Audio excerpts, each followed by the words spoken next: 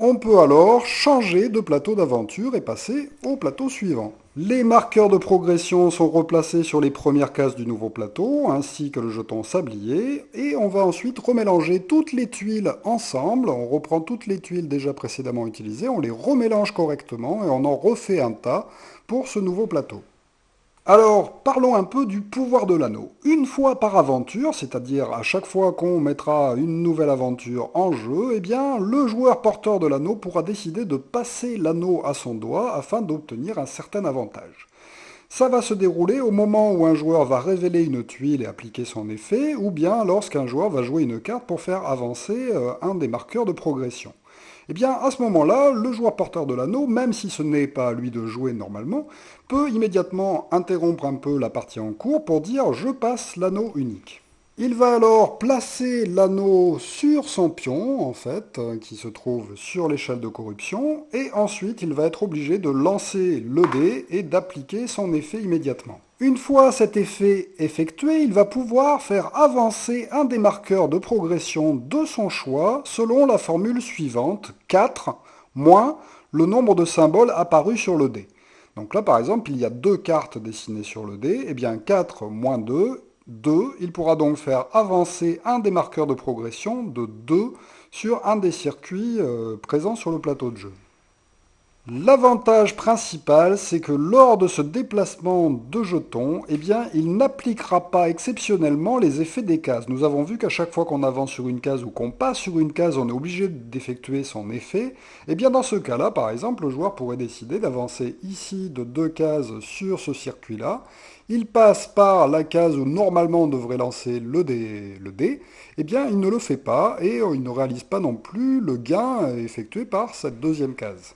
Le cours du jeu reprend ensuite, normalement, jusqu'à la fin de l'aventure. À la fin de l'aventure, le joueur pourra récupérer l'anneau qui se trouve sur sa figurine et la remettre sur sa carte avant que l'on détermine le nouveau porteur de l'anneau. Parlons un peu maintenant des cartes Gandalf que nous avons placées face visible à côté du plateau de jeu en début de partie. Eh bien, ceci représente les actions que Gandalf pourra effectuer pendant la partie pour nous aider.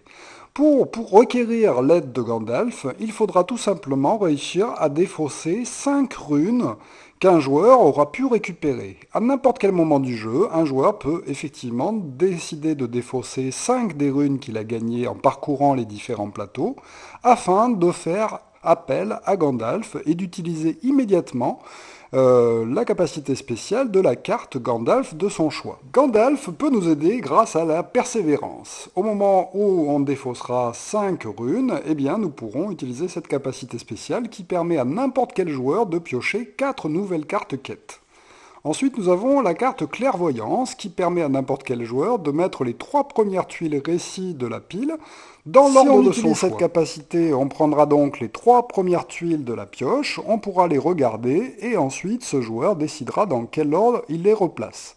Donc voilà, on peut éviter par exemple les effets néfastes en les mettant le plus tard possible, par exemple. Gandalf peut aussi guérir un joueur. Un joueur gagne rond blanc, rond blanc. Alors à chaque fois qu'il y aura rond blanc de dessiné quelque part, eh bien ça voudra dire que un joueur en question pourra reculer de 2 son personnage sur l'échelle de corruption. On pourra aussi utiliser la magie de Gandalf qui permettra de ne pas effectuer un événement sur les événements, c'est-à-dire lorsqu'on fera descendre ici le sablier sur le prochain événement, eh bien on ignorera cet événement et on ne sera pas obligé de l'effectuer. Enfin, le conseil permet d'utiliser la carte Gandalf comme si c'était une carte double joker. À chaque fois qu'on utilisera des runes pour appeler Gandalf à nous aider, on effectuera immédiatement le pouvoir de la carte et ensuite la carte sera défaussée face cachée. On ne pourra utiliser donc chaque pouvoir de Gandalf qu'une seule fois pendant toute la durée de la partie. Autre chose, et non des moindres, les capacités spéciales de chacun. Effectivement, en début de partie, nous avons vu que chacun a reçu un personnage. Et bien, chaque personnage a une capacité spéciale qui lui permet d'avoir un petit avantage au fur et à mesure de la partie. Pour Frodon, sa capacité spéciale est de pouvoir utiliser ses cartes quêtes brunes comme si c'était des cartes joker. Toutes ces cartes marron de son jeu seront donc considérées comme étant des cartes joker. Pour Sam, quel que soit le résultat du dé de péril, il ne subit qu'un seul effet négatif lorsqu'il le lance. S'il obtient 2 ou 3 sur le dé de péril, il n'avancera que d'une case en direction de Sauron par exemple. Et enfin, si jamais il obtient la face avec les deux cartes, eh bien il n'aura besoin de se défausser que d'une seule carte.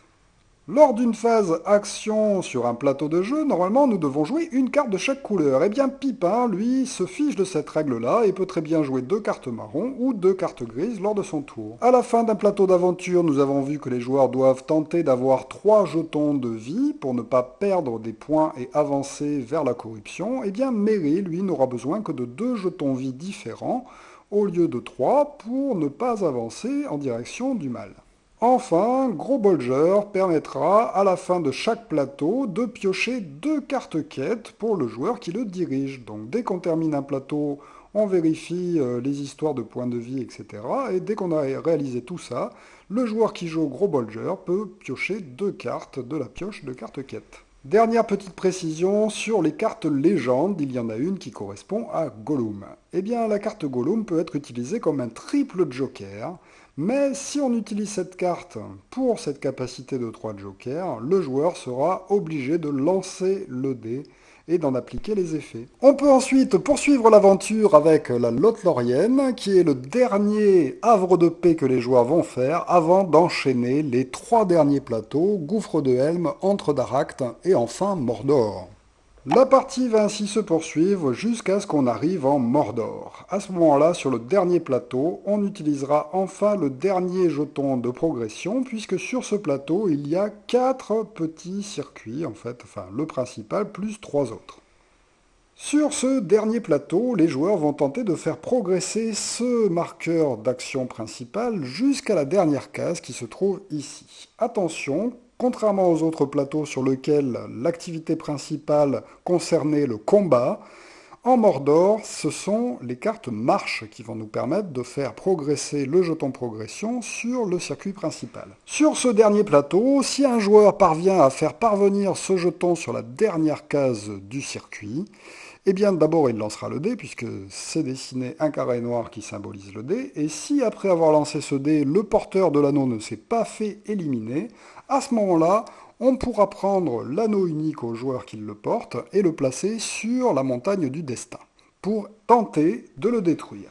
À ce moment-là, l'anneau n'appartiendra plus à personne et le joueur actif va tenter de détruire l'anneau en lançant le dé. Il va lancer le dé, appliquer les conséquences du dé, et si jamais cette conséquence de dé a fait qu'il ne meurt pas, qu'il est encore vivant après le lancer de dé, eh bien l'anneau sera considéré comme étant détruit. En revanche, si le lancer de dés fait qu'il est corrompu par Sauron, eh bien à ce moment-là, on passera le dé au joueur suivant dans le sens des aiguilles d'une montre, qui tentera aussi de lancer le dé et en appliquer les conséquences sans mourir, etc., jusqu'à ce qu'un joueur y parvienne pour détruire l'anneau. Si par contre tous les joueurs sont morts, eh bien pas de chance, nous avons échoué à une petite marche de la fin et tout le monde a perdu. Alors attention, si les joueurs se font tous éliminer par Sauron au fur et à mesure de l'aventure, et qu'il n'en reste plus aucun, eh bien les joueurs auront terminé leur aventure à l'endroit où le marqueur sera arrivé. Alors ce ne sera peut-être même pas sur le dernier plateau si vraiment vous êtes très mauvais. Eh bien le nombre de points que l'équipe aura marqué sera tout simplement le chiffre correspondant à la case. Donc par exemple, on aura fait une victoire de 52 si on meurt tous alors que le jeton est sur cette case. Attention, sur ce dernier plateau, celui du Mordor, si jamais le jeton sablier est obligé d'arriver sur la dernière case, eh bien on tombe sur l'anneau est à moi, et à ce moment-là, Sauron a immédiatement gagné la partie aussi. En revanche, si les joueurs parviennent à détruire l'anneau unique, ils vont gagner 60 points, plus le nombre de points en total cumulé des runes Gandalf qu'ils auront récupérées au fur et à mesure de la partie. Ce score vous permettra de comparer vos taux de réussite en fonction des parties que vous effectuerez. Voilà pour le jeu de coopération du Seigneur des Anneaux, un des tout premiers jeux de coopération pour adultes, avec des règles assez complexes, mais qui en jeu finalement s'avère relativement simple. Ce n'est pas les règles qui sont complexes, c'est la stratégie pour l'emporter. Effectivement, il faudra toujours anticiper sur les prochains événements négatifs qui pourront arriver, pour bien choisir les répartitions de cartes et ce que les joueurs devront faire à quel tour pour bien récupérer les jetons de vie, pour bien choisir quel sera le joueur qui sera le porteur de l'anneau à la fin de chacun des plateaux, etc., etc. Vous aurez compris aussi que, bien entendu, les joueurs peuvent décider de se sacrifier pour laisser le porteur de l'anneau arriver jusqu'à la montagne du destin. Effectivement, on peut gagner à titre posthume. Si le groupe parvient à détruire l'anneau unique, même si on a été éliminé en cours de jeu, eh bien on est considéré comme étant gagnant. À ce sujet, je précise que les joueurs qui se font éliminer en cours de jeu, bien sûr, défaussent toutes leurs cartes et ne peuvent plus les utiliser. En revanche, ils auront toujours le droit de participer au débat pour les choix que les joueurs pourront faire pour le reste de la partie. Attention, si un joueur ne peut pas effectuer les conditions qui lui sont imposées par le jeu à n'importe quel moment, il perd aussi immédiatement la partie. Et c'est par exemple le cas lorsque l'on lance le dé et qu'on obtient 2 cartes, il faut absolument réussir à se débarrasser de 2 cartes de sa main. Si on ne peut pas le faire, on est éliminé immédiatement. En revanche, si un joueur se débarrasse, lorsqu'il meurt bien entendu, de tous les jetons vie qu'il avait pu récupérer et des cartes, il va quand même garder ses jetons runes qui pourront éventuellement servir dans le décompte final obtenu par tous les joueurs. Par contre, ces jetons runes ne peuvent pas être utilisés pour faire un appel à Gandalf. Voilà pour cet excellent jeu de Rainer Knizia, magnifiquement illustré par John Howe, qui a été le directeur artistique d'ailleurs des films de Peter Jackson sur Le Seigneur des Anneaux. Merci de m'avoir suivi et à très bientôt pour une nouvelle règle de jeu. Au revoir.